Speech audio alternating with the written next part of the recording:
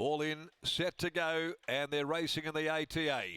Nerf Boss near the middle jumped well, so did Queen Elina, and away smartly also here on the outside. It's closing in, driving across as well. Diamond seen a line of 4 going by the judge as they settle down.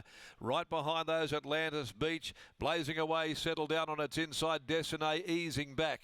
Over on the inside, Done with the Blues, ahead of Demolish, Friar away.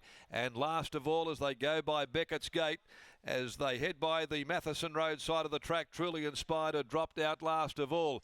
In the direction of the 1600, Black Fantasy's gone through, took the lead from the stablemate Queen Elina. Gee, she's up much closer than usual. Nerf Boss box seating third down on the inside. They're being followed by Diamond Scene, who sits up running fourth. Blazing Away is next on the rail. In behind those, then going up towards the back straight, it's closing in. A length away, Done with the Blues. 3/4 of a length then came Atlantis Beach. Friar away. The last trio, they included Destiny, then Demolish, and the tail ender is Truly Inspired. To the riverside of the course, inside the 1200 metre mark, and Black Fantasy pilots the field here in the ATA Stakes by a length on its stablemate Queen Elina, who looked to be going very well for Sea Parnham. Over on the rails third then is the former winner of this race in Nerf Boss.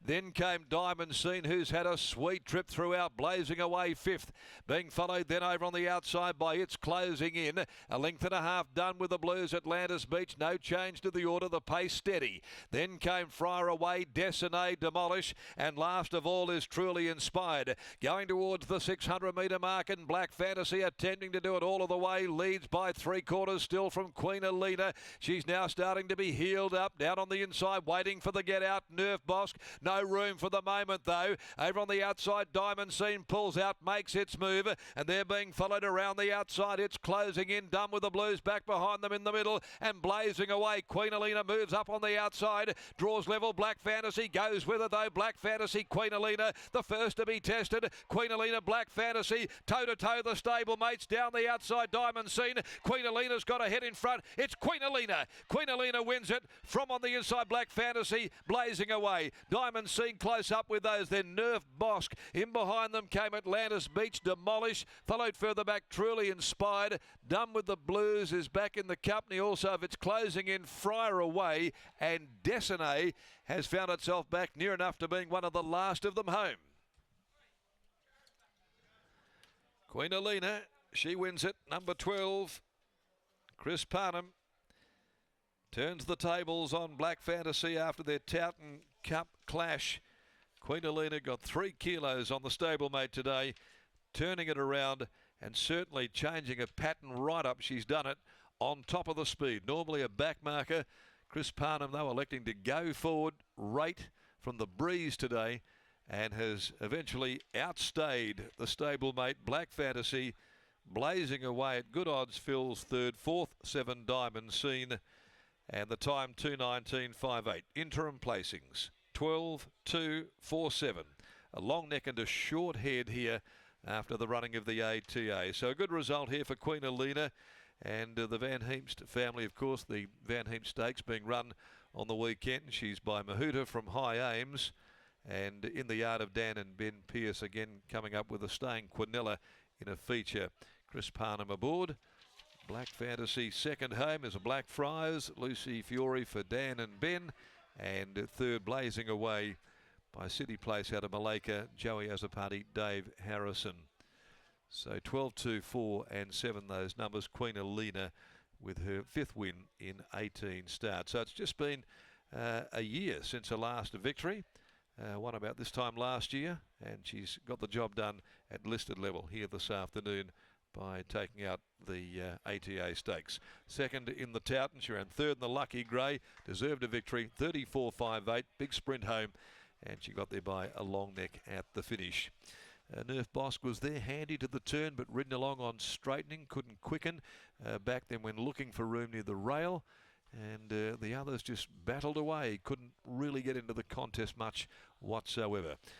The last event at 5:41, and this is over 2,200 as well. Beats of War, Blazing Kazar, the scratchings from the final event on the card. As we go downstairs and join Lockie Taylor, who's in the yard, and he's with Benny Pearce. Thanks, Darren. I'm catching up with Ben now. Queen Elina finally gets the first black type win. How good was that? Yeah, it was super. She's done a good job. Like, she's come through. She's had preps that weren't 100% suitable, and I think she's done a good job. And so to get a good race win, I think it's really good for her.